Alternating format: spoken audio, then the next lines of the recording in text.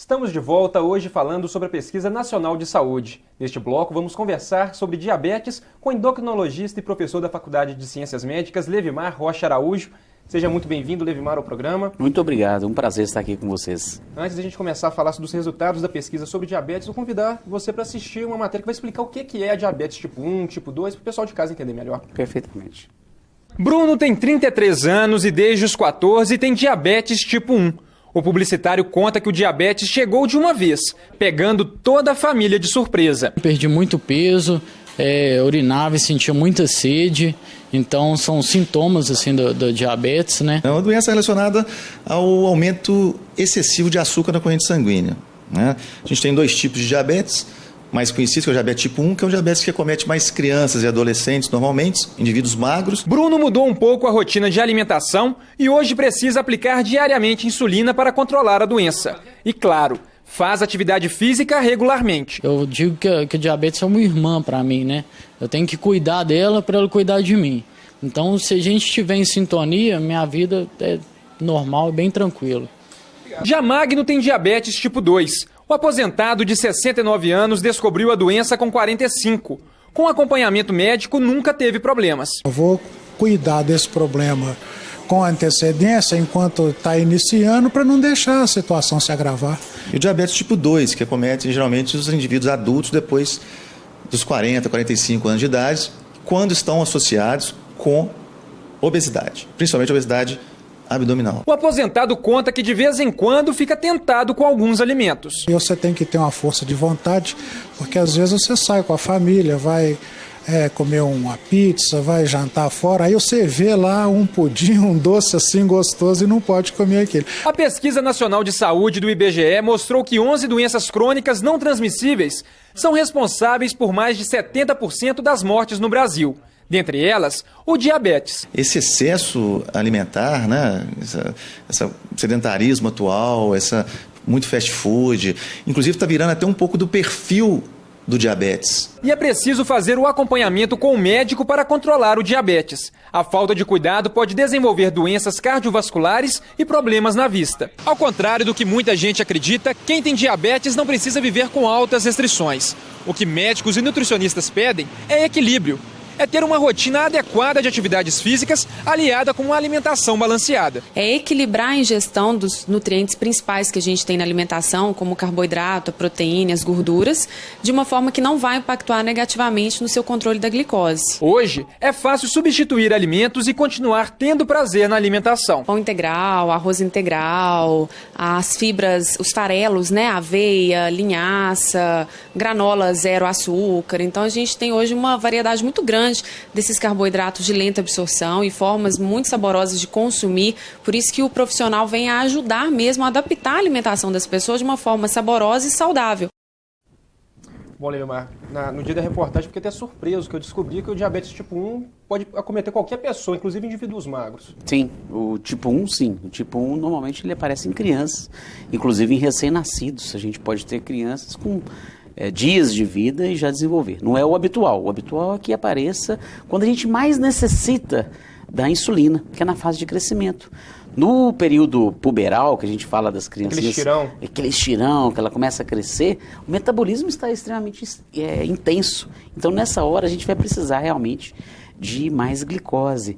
E se eu preciso de mais glicose, obviamente eu vou precisar de mais insulina. E como o diabetes tipo 1 é uma doença autoimune, que é uma destruição dessas células beta, ele não produz mais insulina. O hormônio do crescimento, ele eleva a glicose. Então ele não tem esse nível adequado para satisfazer as necessidades. Então, por volta dos 10 a 14 anos, é a época de maior incidência em crianças com diabetes do tipo 1. Agora, Levimar, como que se identifica essa doença assim? Quando a pessoa descobre que ela está com diabetes tipo 1 assim, é de uma vez, não é? É um choque assim até para a família. É agudo. Isso é interessante pelos fatores psicológicos que aparecem na época, mas é importante também que a família fique atenta a esses sintomas. É um emagrecimento muito rápido, a criança, de uma hora para outra, ela para de brincar, ela só quer ficar deitada, começa a ter uma sede incoercível, começa a fazer muito xixi, beber muita água. Então, a todo momento, essa criança está pedindo algum alimento e ela vai ficando prostrada. Então, em 3 dias, ela pode entrar num quadro grave que a gente chama de cetoacidose diabética. Aí ela precisa ser internada para ser medicada, ser reidratada e receber insulina. O tratamento do diabetes tipo 1 é insulina. Não adianta a gente pensar, eu vou dar um remedinho que vai... Não, ele vai, pelo contrário, prejudicar essa criança na fase inicial. O tratamento inicial é muita hidratação, né, restabelecer as condições metabólicas dessa criança, mas começar com insulina. E eu ia te perguntar, uma vez descoberta a diabetes tipo 1, o que muda na vida dessa pessoa, dessa criança, desse adolescente? Mudou. O que é que agora ele vai ter que tomar cuidado e fazer? Eu vou usar as palavras do Bruno ali na reportagem. O Bruno foi muito feliz, que falou que o diabetes virou uma irmã dele. Na verdade, ninguém vai comemorar que ficou diabético, mas depois que você conhece a doença, e por isso que a informação, Danilo, ela é tão importante. Aí a TV Câmara tem esse papel fundamental nessa divulgação. Ele tem que conhecer sobre a doença.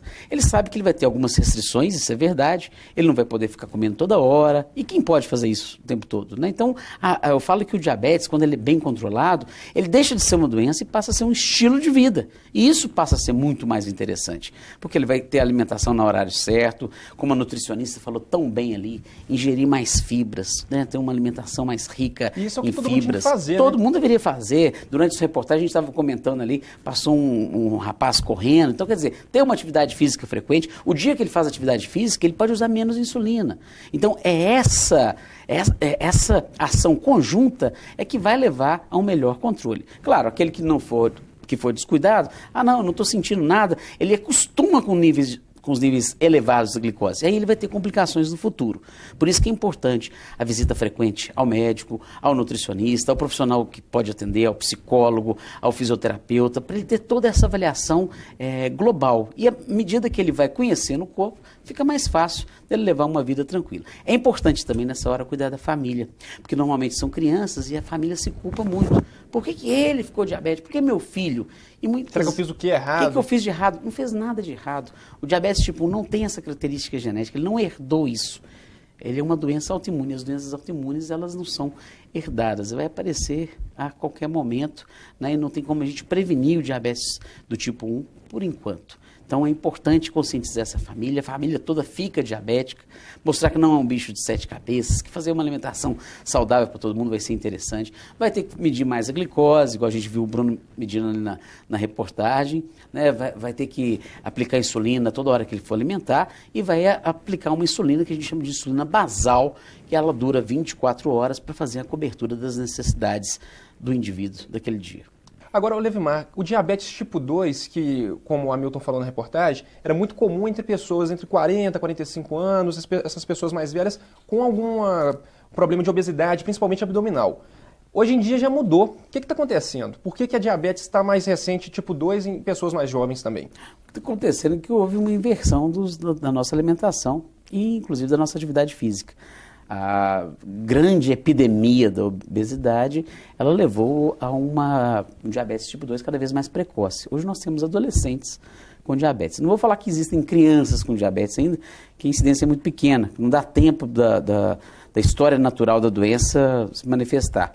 Mas como as crianças estão mais obesas, a gente tem dados aí da Sociedade Brasileira de Pediatria, 30% das crianças estão obesas, então com isso você vai aumentar a incidência de diabetes tipo 2. Esse diabetes tipo 2, ao contrário do que nós comentamos sobre diabetes tipo 1, esse tem um fator hereditário muito importante. Então o avô era diabético, o pai pode ser diabético, pode até pular a geração, mas tem a ver com a genética, mas tem a ver com o comportamento ambiental também.